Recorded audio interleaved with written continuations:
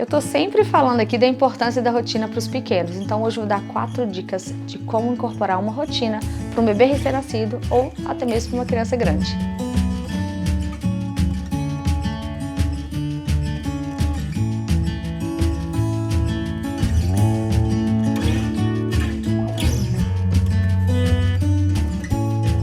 Quando eu estava grávida da Luísa, eu estudei um monte de coisa, fiz 1 trilhão de planos para quando ela nascesse. Mas a hora que ela nasceu, nem todos os planos saíram do papel e nem tudo que eu tinha imaginado deu certo. Mas uma coisa que deu super certo foi estabelecer rotina para a Luísa e depois para o Vitório. Mas por que a importância da rotina? Eu posso te apontar alguns pontos positivos, tanto para a mãe quanto para o bebê. Em relação ao bebê, a rotina traz previsibilidade.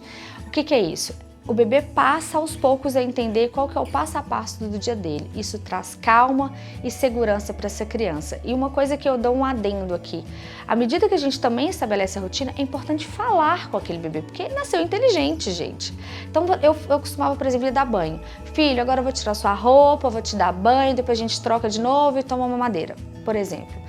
A criança vai incorporando essa rotina na maior facilidade, porque tudo que se implanta quanto mais cedo possível para eles, eles incorporam como a verdade, vamos falar assim, e não tem a dificuldade que o adulto tem em implantar uma nova rotina. Então a gente tem que entender para a criança, para o bebê principalmente, é muito fácil. E em relação à mãe, quando o bebê tem rotina, a gente tem vida. A gente sabe quais os momentos que a gente vai ter livre para incorporar na nossa vida todas as outras coisas que a gente precisa encaixar. Cuidados com nós mesmos, cuidado da casa, do trabalho, enfim, N coisas. E a primeira dica é, rotina é repetição. O que eu quero dizer com isso?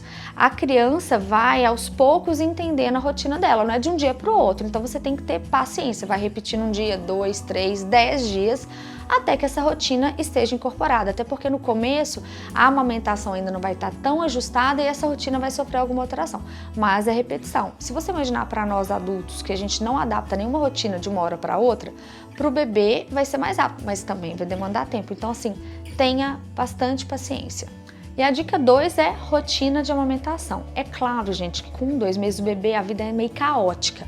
O bebê dorme, faz cocô e mama, dorme, faz cocô e mama, só. Mas aos poucos isso vai entrando numa rotina. E a amamentação, o que meu pediatra me orientou foi o seguinte: o bebê tem que se alimentar, amamentar, no mínimo de 2 em 2 horas e no máximo de 4 horas, 4 em 4, né, durante o dia. Mas à noite, se a criatura dormiu, reza, faz amém e deixa, não precisa acordar à noite, deixa aí. Então, aos poucos, você vai estabelecendo essa rotina para essa criança ao longo do dia e vai espaçando. A Luísa, por exemplo, ela mamava de 3 em 3 horas durante o dia. Só que vira e mexe, ela chorava. Em 2 horas ela começava a chorar, e aí eu vou lá e coloco no peito? Não, eu via se era fralda, se era calor, se era frio, qualquer coisa, e tentava distrair ela. E se eu não conseguia distrair, eu passava para a mão de quem estava perto. Por exemplo, era muito a minha mãe. Falei, mãe, vai, passeia com ela, faz alguma coisa para a gente tentar chegar nessas 3 horas, que é o relógio biológico dela mais ficou nesse intervalo de tempo. Então, com isso, eu consegui prever as mamadas. As mamadas eram de 3 em 3 horas. Com base nisso, eu consegui estabelecer começar a estabelecer toda uma rotina. Então, a mamada é extremamente importante. Se você optar por uma livre demanda, aí é uma outra história que a gente nem vai entrar aqui hoje. Mas é claro, mães, que essa regra desse tempo de amamentação, ele só funciona para as crianças que não estão abaixo do peso e que não nasceram prematura. Para as crianças que são na média, como foram no caso dos meus filhos, super funciona. Qualquer coisa fora disso, procura seu pediatra e pega uma orientação mais ampla assim. E a dica número 3 é a rotina do sono, que tanto quanto a rotina da alimentação são a base do crescimento dessa criança, a base do momento que essa criança vai desenvolver. É no sono que a criança cresce e desenvolve. Então, tanto os cochilos do dia quanto o sono da noite são super importantes. Sobre como fazer a criança dormir dos cochilos durante o dia, eu já fiz até um vídeo, vou colocar aqui para vocês o link. Mas o que acontece? Eu fazia o seguinte, o sono mais importante é o sono da noite. Isso porque, à medida que a criança vai crescendo, esse cochilo ele vai ficando mais espaçado. Então ele vai virar um cochilo da manhã e um cochilo da tarde, mas isso vai ser ao longo do tempo. Mas o sono da noite não, ele é um sono eterno.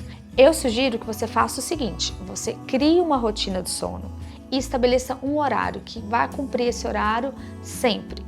Então, por exemplo, aqui em casa eu faço 7h30 da noite, eu subia com os bebês, eu dava banho, eu brincava um pouquinho, fazia massagem, dava uma mamar já na luz baixa, quarto escuro, janela fechada e colocava para dormir.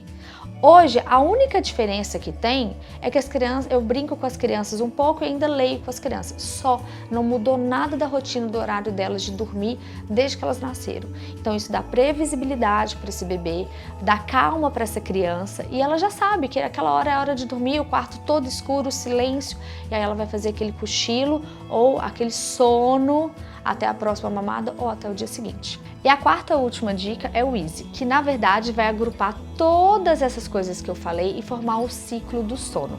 O Easy, quem eu li sobre o Easy, que é uma metodologia da autora do Encantadoras de Bebê. Essa metodologia Easy tá em inglês, então funciona assim. O E, que é de eating, de alimentação, o A de activity, que é de atividade, o S de sleep, que é de sono, e o Y, que é o you, que é tempo para você. O método sugere que você tem um ciclo, onde você tem o sono, alimentação, atividade e o tempo para você. E o que são cada uma dessas coisas, o que compõe cada uma dessas coisas? A parte do eating, da alimentação, é a hora da mamada e para uma criança maior é a hora da comida, a hora do lanche, tudo que abrange a alimentação, seja ela por leite ou ela por comida sólida, vamos falar assim. O A de atividade significa toda e qualquer atividade que você faz com essa criança, desde recém-nascido, que pode ser com os recém-nascidos um banho de sol, um passeio de carrinho. Com uma criança mais velha é na hora de brincar no tapetinho, e com os mais velhos ainda seria a hora da escola, a hora da brincadeira, a hora do parquinho.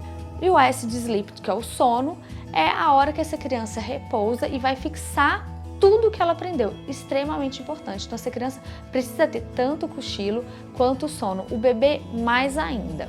E por fim, que ela sugere, que é o Y, que é o You, que é ter tempo para você. Se sim, se você consegue estabelecer essa rotina, se tudo está previsível, você consegue ter momentos para você, consegue ter momentos para poder mexer os pratinhos, que mãe mexe um monte de pratinhos de todas as outras áreas da sua vida. Inclusive, para eu que sou mãe de 2, para ter tempo para o segundo, porque é quem mais demanda a gente quando chega um recém-nascido em casa.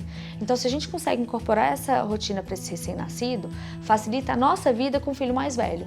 Então, a rotina é extremamente importante. Agora, mamitas, entrar na rotina não significa nunca mais sair dela. A gente precisa, tanto quanto entrar numa rotina, saber sair dessas rotinas. A quebra da rotina é importante. E tem algumas quebras que são ainda mais importantes. Vou dar um exemplo. Aqui em casa, quando eles eram bebês, o cochilo durante o dia eu fazia ele de várias formas. O horário era o mesmo.